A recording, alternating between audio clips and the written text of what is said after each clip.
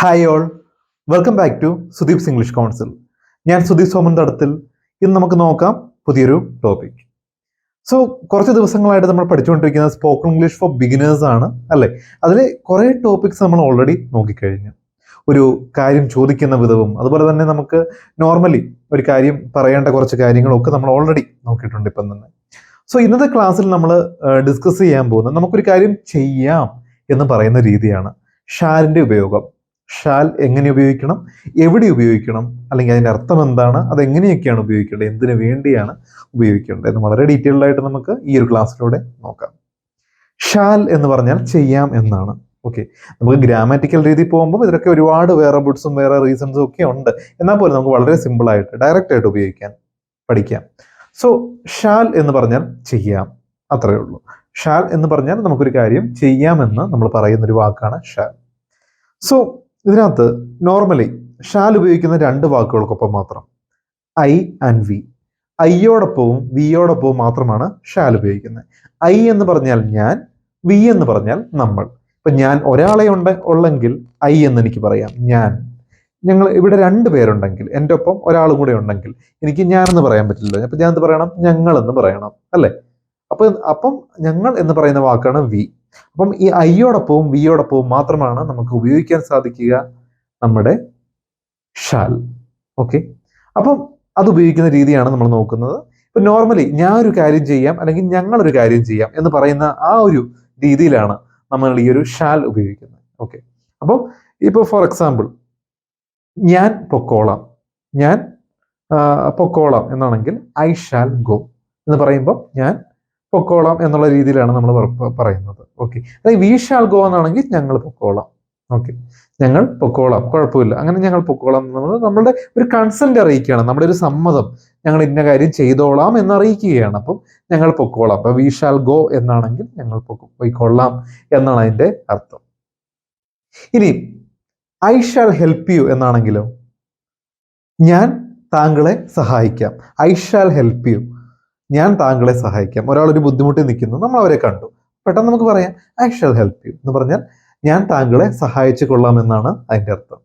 അതുപോലെ ഇപ്പം താങ്കളുടെ ടിക്കറ്റ് ഞാൻ എടുക്കാം. ഇപ്പൊ ഫോർ എക്സാമ്പിൾ നമ്മൾ ഫാമിലി ആയിട്ട് പോകുക, അല്ലെങ്കിൽ നമ്മുടെ ഒരു ഫ്രണ്ടിനെയോ നമ്മുടെ ഒരു പേരന്റിനെയോ ആരെങ്കിലും യാത്ര അയക്കാൻ വേണ്ടി നമ്മൾ പോകുന്നു, പെട്ടെന്ന് ഞാൻ ടിക്കറ്റ് എടുത്തോളാം, ഞാൻ ടിക്കറ്റ് എടുത്തോളാം എന്ന് പറയില്ലേ? അപ്പം നമ്മൾ അതെങ്ങനെ പറയണ്ടേ? I shall take your ticket, I shall take your ticket. അപ്പം ഞാൻ ടിക്കറ്റ് എടുത്തുകൊള്ളാം എന്നാണ് അതിൻ്റെ അർത്ഥം. I shall take your ticket.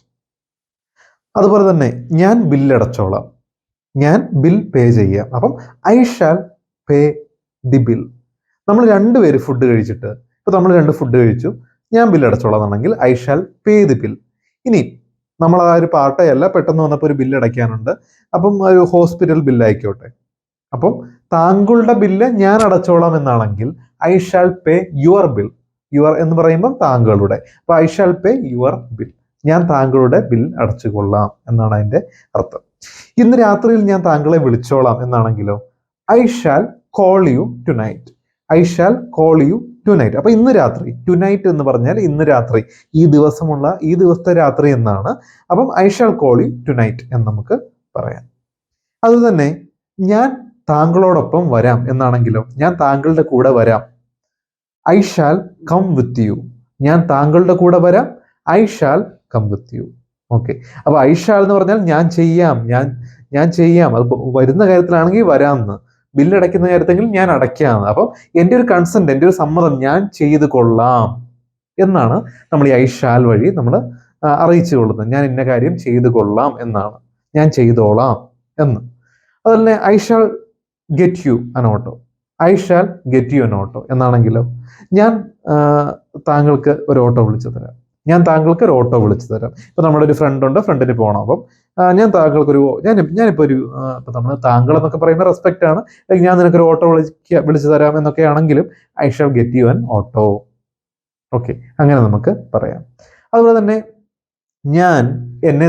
എന്നെ ഞാൻ സഹായിച്ചോളാം. ഫോർ എക്സാമ്പിൾ ഞാൻ ഫുഡ് കഴിക്കാൻ, ഇപ്പൊ നമ്മൾ ഫുഡ് കഴിക്കാനിരിക്കുന്നു, ആരെങ്കിലും നമുക്ക് വിളമ്പി തരാമെന്ന് പറയുമ്പോൾ, ഇല്ല ഞാൻ തന്നെ വിളമ്പി എടുത്തോളാം, കുഴപ്പമില്ല, ഞാൻ തന്നെ വിളമ്പി കഴിച്ചോളാം എന്നാണെങ്കിലോ, I shall help myself. I shall ഞാൻ ചെയ്തു കൊള്ളാമെന്നും ഹെൽപ്പ് സഹായിക്കാം മൈസെൽഫ് എന്നെ തന്നെ. അപ്പോൾ ഐ ഷാൾ ഹെൽപ്പ് മൈസെൽഫ് എന്ന് പറഞ്ഞാൽ താങ്കൾ ബുദ്ധിമുട്ടണ്ട, ഞാൻ തന്നെ എടുത്ത് കഴിച്ചോളാം എന്നുള്ള രീതിയിൽ. അല്ലെങ്കിൽ വേറെ എന്തെങ്കിലും ഒരു കാര്യത്തിന് നമ്മൾ ഒരാളെ ഹെൽപ്പ് ചെയ്യാൻ വരുമ്പം കുഴപ്പമില്ല ഞാൻ തന്നെ ചെയ്തോളാം എന്നാണെങ്കിൽ I shall help myself, I shall help myself എന്നാണ് നമ്മളത് പറയേണ്ടത്.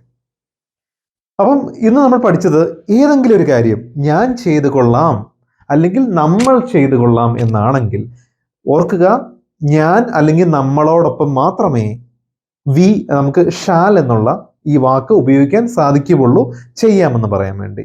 ഐ എന്ന് പറഞ്ഞാൽ ഞാൻ, വി എന്ന് പറഞ്ഞാൽ നമ്മൾ. ഈ രണ്ട് വാക്കുകളുടെ ഒപ്പം മാത്രം ഉപയോഗിക്കുന്ന വാക്കാണ് ഷാൽ. ഈ രണ്ട് വാക്കുകളുടെ ഒപ്പം ഈ ഐ അല്ലെങ്കിൽ വിയുടെ കൂടെ, ഞാൻ അല്ലെങ്കിൽ നമ്മളുടെ കൂടെ ഷാൽ ഉപയോഗിക്കുന്നത് ഞാൻ ചെയ്തു കൊള്ളാം അല്ലെങ്കിൽ നമ്മൾ ചെയ്തു കൊള്ളാം എന്ന് പറയാൻ വേണ്ടി. അപ്പം ഞാനൊരു കാര്യം ചെയ്തോളാം അല്ലെങ്കിൽ ഞാൻ ചെയ്തോളാം എന്ന് നമുക്ക് പറയണമെങ്കിൽ ഓൾവേസ് ഷാൽ ഉപയോഗിക്കുക. ഇതാണ് നമ്മുടെ ഷാലിൻ്റെ ഉപയോഗം. ഓക്കെ, അപ്പോൾ എല്ലാവർക്കും ഇപ്പോൾ ഈ ഒരു ഷാലിൻ്റെ ഉപയോഗം ക്ലിയർ ആയിട്ട് മനസ്സിലായി എന്ന് ഞാൻ വിശ്വസിക്കുന്നു. നമുക്ക് ഇതുപോലെ അടുത്ത ക്ലാസ്സിൽ ഇങ്ങനെ ഓരോ ടോപ്പിക്കായിട്ട് നമ്മൾ നോക്കുന്ന സ്പോക്കൺ ഇംഗ്ലീഷ് ഫോർ ബിഗിനേഴ്സ് ആണ്. തുടക്കക്കാർക്ക് ഒട്ടും ബുദ്ധിമുട്ടില്ലാതെ ഓരോ ചെറിയ ചെറിയ ടോപ്പിക്ക് വൈസ് ആയിട്ട് ഓരോ കാര്യങ്ങൾ പഠിക്കാൻ വേണ്ടിയാണ്. നിങ്ങൾ ആദ്യമായിട്ടാണ് ഈ ചാനൽ വിസിറ്റ് ചെയ്യുന്നതെങ്കിൽ ഈ പ്ലേലിസ്റ്റിലുള്ള വീഡിയോസ് നിങ്ങൾ ഓർഡറായിട്ട് തന്നെ കാണുക. ഓർഡറായിട്ട് കാണുമ്പോൾ it will help you study quickly. അതുകൊണ്ട് എപ്പോഴും നിങ്ങൾ ഈ വീഡിയോസ് കാണുമ്പോൾ ഓർഡറായിട്ട് തന്നെ കാണേണ്ടതായിരിക്കും. സോ ഈ ക്ലാസ് എല്ലാവർക്കും മനസ്സിലായി എന്ന് ഞാൻ വിശ്വസിക്കുന്നു. നമുക്ക് അടുത്ത ക്ലാസ്സിൽ വീണ്ടും വേറൊരു ടോപ്പിക്കായിട്ട് കണ്ടുമുട്ടാം. Till then bye bye.